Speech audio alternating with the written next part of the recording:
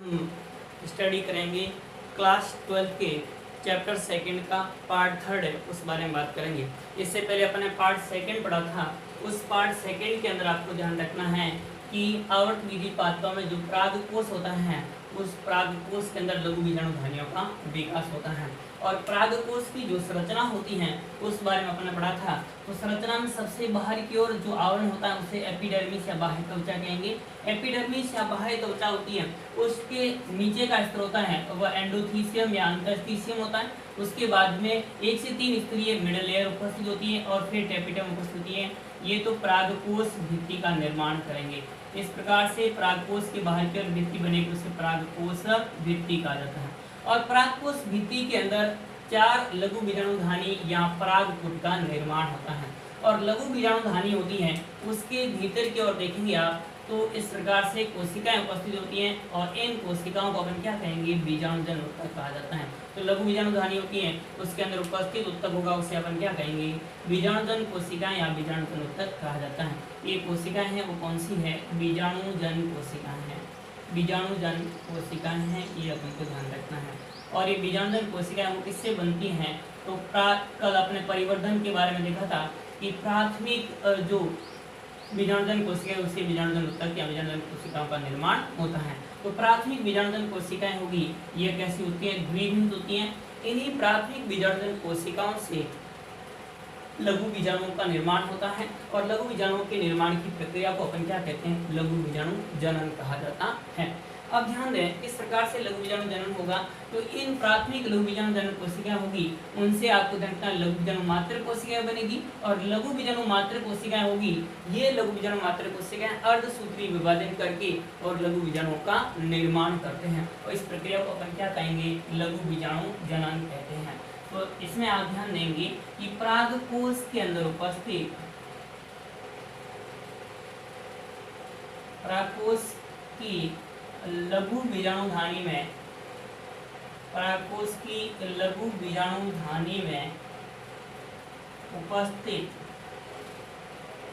परागकोश की लघु बीजाणुधानी में उपस्थित लघु बीजाणु मात्र कोशिकाओं, लघु बीजाणु मात्र कोशिका, लघु बीजाणु मात्र कोशिकाओं में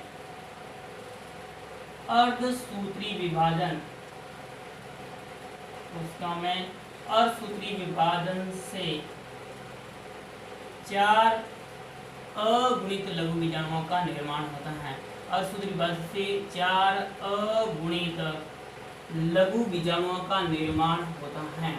4 अगुणित लघु बीजाणुओं का निर्माण होता है। 4 अगुणित लघु बीजाणुओं का निर्माण होता है। इस प्रक्रिया को अपन क्या कहते हैं, लघु बीजाणु जनन कहते हैं।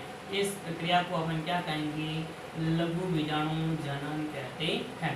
तो ये परिभाषा अपन को ध्यान रखनी है लघु बीजाणु जनन के बारे में। तो इसमें आप परागकोश के अंदर उपस्थित जो कोशिकाएं होती हैं उनमें लघु बीजाणु मात्र कोशिकाएं कहेंगे। और लघु बीजाणु मात्र कोशिकाओं में अर्धसूत्री विभाजन होता है और एक अर्धसूत्री विभाजन से 4 कोशिकाएं बनेगी और ये चारों अगुणित कोशिकाएं होंगी जिन्हें अपन लघु बीजाणु कहेंगे। और ये लघु बीजाणु बनने की प्रक्रिया होती है उसे अपन क्या कहते हैं, लघु बीजाणु जनन कहा जाता है। तो ये इस प्रकार से जो बीजाणुजन उत्तक है उसी से आगे जाकर किसका निर्माण होता है, लघु बीजाणु का निर्माण होता है। कैसे होता है, किस प्रकार से होता है, तो आप समझते हैं अपन। सबसे पहले आप ध्यान देंगे तो आपको ध्यान रखना हमारे पास कौन सी कोशिकाएं हैं, प्राथमिक बीजाणुजन कोशिकाएं हैं, ये अपन को ध्यान रखना है, प्राथमिक बीजाणुजन कोशिका। और प्राथमिक बीजाणुजन कोशिका किससे बनती है, प्रसूतक कोशिका या आर्किस्पोरियम सेल में परिणतिक विभाजन होने के फलस्वरूप बनती है, जिसे इंग्लिश में अपन कहेंगे प्राइमरी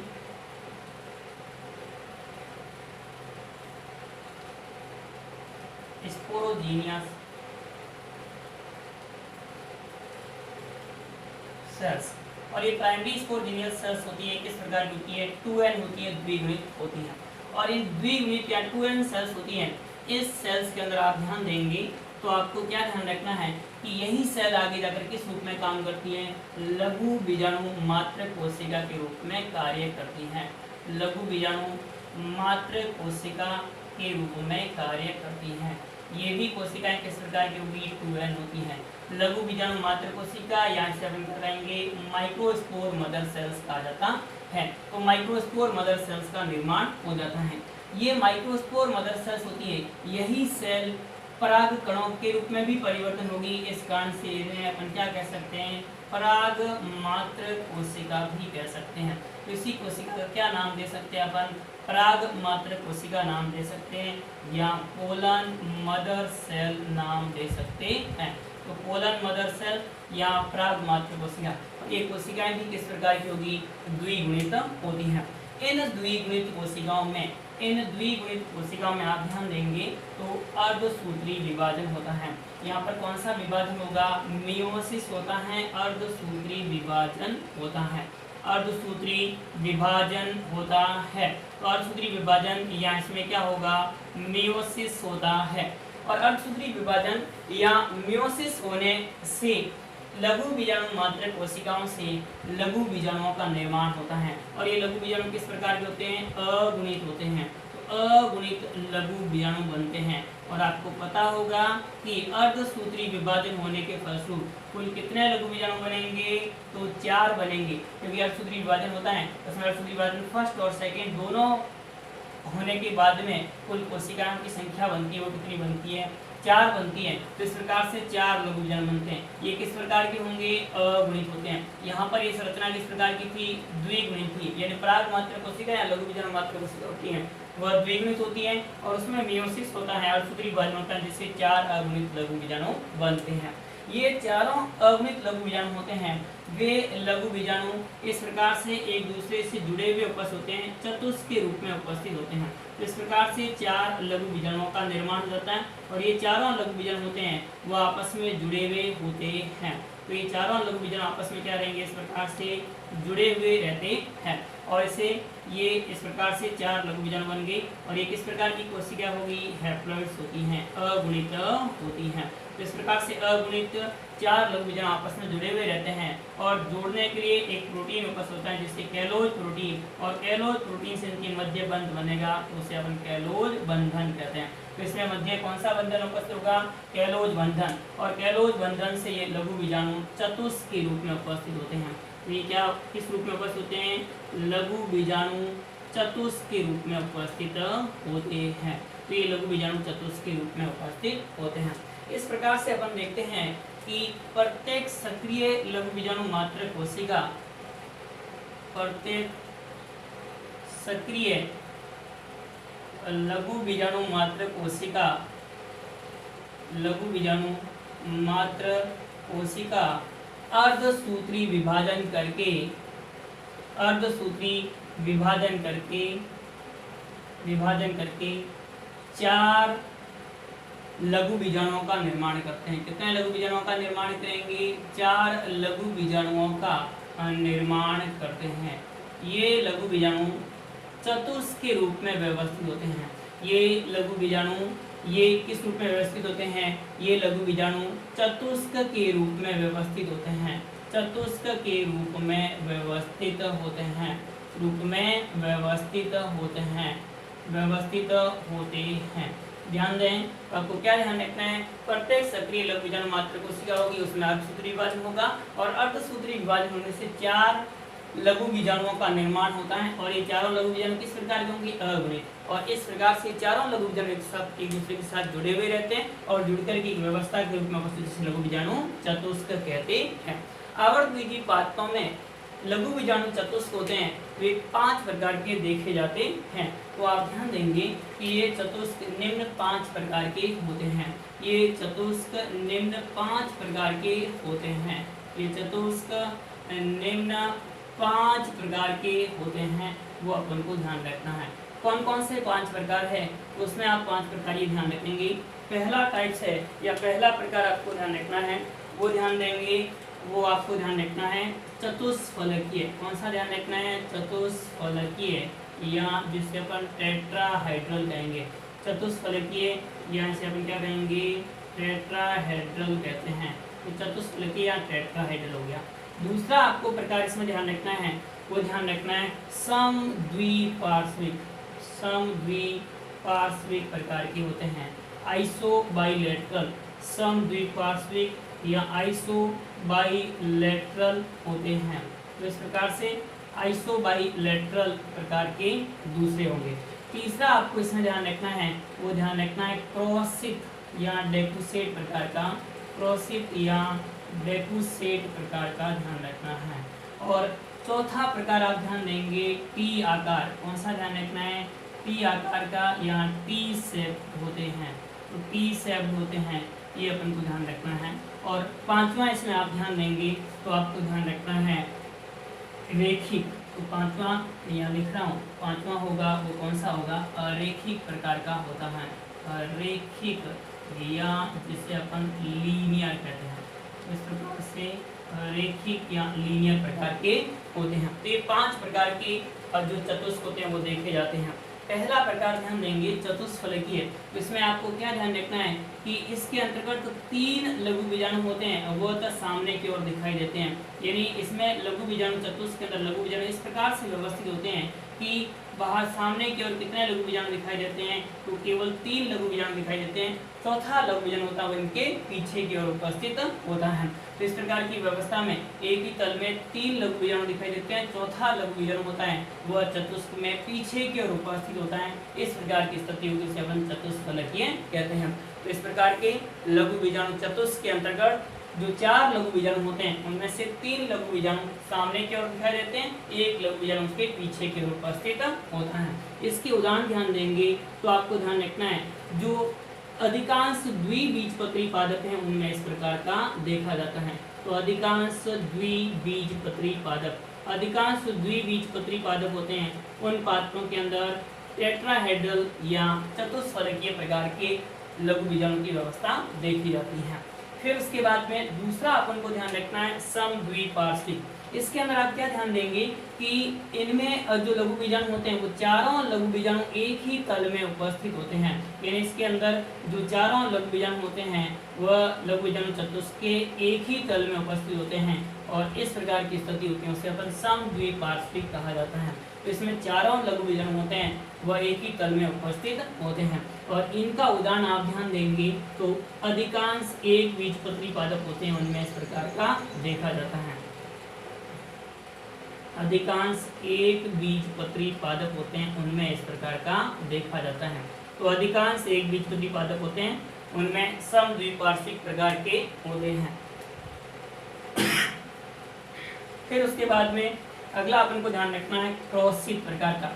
क्रॉसित होता है, इसके अंदर आप ध्यान देंगे तो आपको ध्यान रखना 2-2 लघु बीजाणु या लघु बीजाणु चतुष्क के अंदर 2-2 लघु बीजाणु एक दूसरे के समकोण पर उपस्थित होते हैं। इस कारण से ऊपर के युग्म के 2 लघु बीजाणु दिखाई देते हैं जबकि नीचे के युग्म में केवल एक लघु बीजाणु दिखाई देता है। तो इस प्रकार की स्थिति आपको ध्यान रखनी है। यानी इसमें लघु बीजाणु एक और दूसरा एक युग्म हो गया, एक जोड़े के रूप में उपस्थित हो गया, जो दोनों ऊपर की ओर लघु बीजाणु तो दिखाई देते हैं जबकि नीचे की ओर लघु बीजाणु होता है वह केवल एक लघु बीजाणु दिखाई देता है, दूसरा इसके जस्ट पीछे की ओर उपस्थित होगा। तो इस प्रकार की स्थिति होती है उसे अपन क्या कहेंगे, क्रॉसित कहा जाता है या डेकुसेट कहा जाता है। तो इनमें आप ध्यान देंगे कि 2-2 लघु बीजाणु होते हैं वो युग्म के रूप में उपस्थित होते हैं। ऊपर के युग्म के दोनों लघु बीजाणु सामने की ओर दिखाई देते हैं जबकि नीचे के युग्म में केवल एक लघु बीजाणु सामने की ओर दिखाई देता है, एक इनके पीछे की ओर उपस्थित होता है। अब इसमें उदाहरण ध्यान देंगे तो आपको ध्यान रखना है मैग्नोलिया का पादप होता है उनके अंदर इस प्रकार का देखा जाता है। तो मैग्नोलिया के पादप में जो क्रॉसित या डेकुसेट प्रकार की लघु बीजाणु व्यवस्था देखी जाती है। तो लघु बीजाणु चतुष्क की व्यवस्था है वो मैग्नोलिया के पादप में क्रॉसित या डेकुसेट प्रकार की देखी जाती है। नेक्स्ट अगली अपन बात करेंगे टी शेप या टी आकार के बारे में। तो टी शेप या टी आकार का देखा जाता है। इसके अंदर आपको ध्यान रखना है कि लघु बीजाणु होते हैं उसमें 2 लघु बीजाणु होते हैं वह लघु बीजाणु चतुष्क में अनुप्रस्थ रूप से उपस्थित होते हैं और 2 लघु बीजाणु होते हैं वह अनुप्रस्थ रूप से और 2 लघु बीजाणु अगले होंगे वह लंबवत रूप से व्यवस्थित होते हैं। तो 2 लघु बीजाणु होंगे वो लंबवत रूप से और 2 लघु बीजाणु होते हैं वह किस रूप में उपस्थित होते हैं, अनुप्रस्थ रूप में उपस्थित होते हैं। ऊपर के 2 अनुप्रस्थ रूप में, नीचे के 2 आपको दिखाई दे रहे हैं वह लंबवत रूप में। तो इस प्रकार की स्थिति होती है उसे अपन क्या कहेंगे, टी शेप कहा जाता है। और इस प्रकार का देखा जाता है वह एरिस्टोलोकिया के पादप में देखा जाता है। तो एरिस्टोलोकिया के पादप में इस प्रकार की स्थिति देखी जाती है। तो एरिस्टोलोकिया के पादप में टी शेप या टी आकार की जो लघु बीजाणु चतुष्क की व्यवस्था देखी जाती है। फिर उसके बाद में बात करेंगे पांचवा रेखिक प्रकार का। इस प्रकार की स्थिति होती है, उनमें जो लघु बीजाणु होते हैं वे सभी लघु बीजाणु एक ही तल में और एक रेखा के रूप में रेखिक क्रम में व्यवस्थित होते हैं, यानी एक सरल रेखा के रूप में उपस्थित होते हैं। तो इस प्रकार की स्थिति होगी उसे अपन क्या कहते हैं, लीनियर या रेखिक कहा जाता है। तो लीनियर या रेखिक में आपको ध्यान रखना है कि जो सभी लघु बीजाणु होते हैं वे लघु बीजाणु एक रेखा में उपस्थित होते हैं, ये अपन को ध्यान रखना है। इसका उदाहरण आप ध्यान देंगे हेलोफिला के पादप में।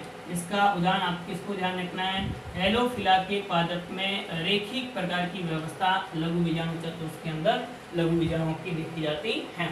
तो ये 5 प्रकार की अपन को व्यवस्था ध्यान रखनी है जो लघु बीजाणु चतुष्क में लघु बीजाणुओं की व्यवस्था होती है। फिर उसके बाद में आप ध्यान देंगे तो ये लघु बीजाणु चतुष्क में उपस्थित जो लघु बीजाणु होते हैं उन लघु बीजाणुओं के मध्य बंधन होता है वो कौन से प्रोटीन से बना हुआ होता है, कैलोज प्रोटीन से। तो लघु बीजाणु चतुष्क में उपस्थित कैलोज बंधन होता है, उसके विघटन के लिए एक एंजाइम की आवश्यकता होती है और उसे अपन क्या कहते हैं, कैलेज एंजाइम कहा जाता है। तो हमें कौन से एंजाइम की आवश्यकता होगी, कैलेज एंजाइम की। और आपको पता होगा ये कैलेज एंजाइम होता है वह किसके द्वारा स्त्रावित किया जाता है, टेपिटम द्वारा स्त्रावित किया जाता है। और कैलेज एंजाइम की सहायता से ये लघु बीजाणु होते हैं, ये लघु बीजाणु यहाँ से मुक्त हो जाते हैं, यानी बंधन से क्या हो जाएंगे, मुक्त हो जाएंगे। और बंधन से मुक्त होने के बाद में यानी इनके मध्य की भित्ति टूट जाएगी, बंधन अलग हो जाएंगे और अलग होने के बाद में ये गोलाकार हो जाते हैं। अलग होने के बाद ये किस प्रकार की व्यवस्था में हो जाते हैं, गोलाकार हो जाते हैं। और लघु बीजाणु की यह अवस्था परागकण कहलाती है। ध्यान दें, लघु बीजाणु की अवस्था क्या कहलाएगी, परागकण कहलाती है। तो लघु बीजाणु चतुष्क के मध्य कैलोज बंधन कैलेज एंजाइम से विघटित होने के फलस्वरूप लघु बीजाणु चतुष्क से मुक्त हो जाते हैं। और मुक्त होने के बाद में ये लघु बीजाणु होंगे, ये प्रत्येक लघु बीजाणु गोलाकार हो जाता है और यह अवस्था या यह स्थिति होती है, यह परागकण कहलाती है। अर्थात जो गोलाकार लघु बीजाणु होंगे जो कैलोज बंधन से मुक्त होने के बाद में बनते हैं उन्हें अपन क्या कहते हैं, परागकण कहा जाता है या पोलन ग्रहण कहा जाता है। तो इस प्रकार से परागकण या पोलन ग्रहण का निर्माण हो जाता है। और ये परागकण या पोलन ग्रहण होते हैं वह लघु बीजाणु धानी के अंदर माइक्रोस्पोरेंजियम या लघु बीजाणु धानी के भीतर मुक्त रूप से उपस्थित होते हैं, स्वतंत्र रूप से उपस्थित होते हैं। तो इस प्रकार से स्वतंत्र रूप से उपस्थित होते हैं। तो ये पोलन ग्रहण या परागकण लघु बीजाणु धानी में स्वतंत्र रूप से उपस्थित होते हैं। तो ये तो बात ध्यान रखनी है आपको किसके बारे में, लघु बीजाणुओं से किस प्रकार से निर्माण होगा और उसके बाद में परागकण किस प्रकार से निर्मित होता है। अब कुछ बातें और आप ध्यान रखेंगे तो कुछ पादपों में जैसे आप ध्यान देंगे तो आपको ध्यान रखना है कि आग के पादप में या आप ध्यान देंगे तो दूसरा के पादप में, उन पादपों में कुछ भिन्न स्थिति देखी जाती है। कुछ पादपों जैसे आँख और कुछ आर्किड्स जैसे आँख है या आर्किड के पादप है, इन आँख और आर्किड्स के पादप में ध्यान देंगे तो इनमें जो परागकण होते हैं वे सभी परागकण मिलकर के एक विशिष्ट संरचना का निर्माण करते हैं जिन्हें पोलेनियम या परागपिंड कहते हैं। आँख होता है वह एस्क्लीपिडिएसी कुल का सदस्य है, तो एस्क्लीपिडिएसी कुल का सदस्य है वो आँख है, उनके अंदर इस प्रकार का देखा जाता है। उसमें आप ध्यान देंगे तो इस प्रकार से स्थिति देखी जाती है। उनके अंदर जो परागकण होते हैं वे परागकण आपस में मिल जाते हैं और आपस में मिलकर के एक विशिष्ट संरचना का निर्माण कर लेते हैं। और इस विशिष्ट संरचना होती है, उस विशिष्ट संरचना को अपन पोलेनियम या परागपिंड कहा जाता है। तो पोलेनियम या किसका निर्माण हो जाएगा, परागपिंड का निर्माण हो जाता है। ये इस प्रकार से संरचना बन जाती है और संरचना को अपन क्या कहते हैं, पोलेनियम कहा जाता है या परागपिंड कहा जाता है। तो ये इस प्रकार से अंदर कोशिकीय संरचना है पूरी। ये परागकण इस प्रकार से मिल गए ये सारे और परागकण मिलकर के एक विशिष्ट संरचना का निर्माण कर लेते हैं। और इस विशिष्ट संरचना को अपन क्या कहते हैं, पोलेनियम या परागपिंड कहा जाता है। ये संरचना है ये क्या कहलाएगी, पोलिनियम कहलाती है। पोलिनियम या परागपिंड कहलाती है। पोलिनियम यहाँ से अपन क्या कहेंगे, परागपिंड भी कहा जाता है। पोलेनियम या इसे अपन क्या कहेंगे, परागपिंड कहते हैं। उसका निर्माण किन पादप में होता है, तो आग के पादप में होता है और आर्किड्स के पादप में, जो कि एस्क्लेपिडेसी सदस्य है। इस प्रकार से पादपों में ये स्थिति देखी जाती है। और आप ध्यान देंगे तो ड्रोसेरा के पादप में आप देखेंगे तो सभी परागकण होते हैं, उसमें जो चतुष्क अवस्था होती है, उसी चतुष्क अवस्था में ही ये चतुष्क होते हैं, वे आपस में मिल जाते हैं और संयुक्त परागकण का निर्माण करते हैं। संयुक्त परागकण का निर्माण करते हैं, वो किसमें करते हैं, ड्रोसेरा के पादप में कंपाउंड पोलन ग्रेन का निर्माण होता है। तो आप ध्यान देंगे कि जो ड्रोसेरा का पादप होता है, ड्रोसेरा के पादप में लघु बीजाणु चतुष्क होते हैं, वे आपस में मिलकर के संयुक्त परागकण का, कंपाउंड परागकण का निर्माण करते हैं। तो इस प्रकार से अपन को ध्यान रखना है आवृतबीजी पादपों में किस प्रकार से माइक्रोस्पोरोजेनेसिस होता है या लघु बीजाणु जन्म की प्रक्रिया होती है। एक बात और ध्यान रख सकते हो कि कई पादपों में लघु बीजाणु चतुष्क होगा, उसमें 4 लघु बीजाणुओं की अपेक्षा 4 से अधिक लघु बीजाणुओं का निर्माण होता है और इसे बहुबीजाणुता कहते हैं। उसे अपन क्या कहेंगे, बहुबीजाणु स्थिति या पॉलीस्पोरी स्थिति कहा जाता है। बहुबीजाणु या पॉलीस्पोरी कहा जाता है। तो बहुबीजाणु या पॉलीस्पोरी किसे कहा जाता है, तो आप क्या ध्यान देंगे कि जब लघु बीजाणु चतुष्क में 4 से अधिक लघु बीजाणुओं का निर्माण होता है तो इसे अपन बहुबीजाणु या पॉलीस्पोरी कहा जाता है। तो ये कंप्लीट था आपके माइक्रोस्पोरोजेनेसिस या लघु बीजाणु जन्म किसे कहते हैं और कितने प्रकार का होता है। एक बार फर्स्टली अपन वापस रिवाइज कर लेते हैं, फिर उसके बाद में अगले चैप्टर में या अगले पार्ट में अपन नेक्स्ट वीडियो के बारे में बात करेंगे, नेक्स्ट टॉपिक के बारे में बात करेंगे। तो पहले ध्यान दें लघु बीजाणु जनन, और लघु बीजाणु जनन की प्रक्रिया कहाँ होती है, तो आपको क्या ध्यान रखना है, परागकोश के भीतर होती है।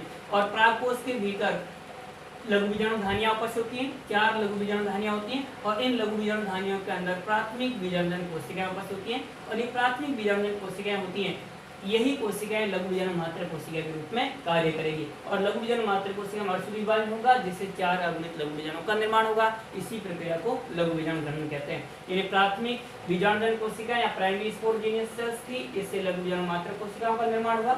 यही लघु बीजाणु मात्र कोशिका पराग मात्र कोशिकाएं भी कहलाती, क्योंकि पराग कणों का निर्माण करेगी।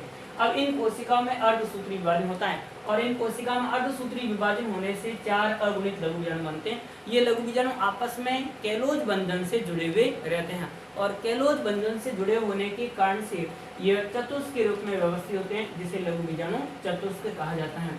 तो इस प्रकार से आप ध्यान देंगे प्रत्येक सक्रिय लघु बीजाणु मात्र कोशिका में विभाजन करके 4 लघु बीजाणुओं का निर्माण करती है और ये चारों लघु बीजाणु होते हैं चतुष्क के रूप में व्यवस्थित होते हैं। और ये चतुष्क होते हैं, ये 5 प्रकार के अपन को ध्यान रखना है। पहला चतुष्फलकी या टेट्राहेड्रल्स, जिसके अंतर्गत 3 सामने की ओर दिखाई, एक पीछे की ओर उपस्थित, अधिकांश द्विबीज पादप में ऐसा देखा जाता है। समद्विपार्श्विक में चारों एक ही तल में दिखाई देते हैं।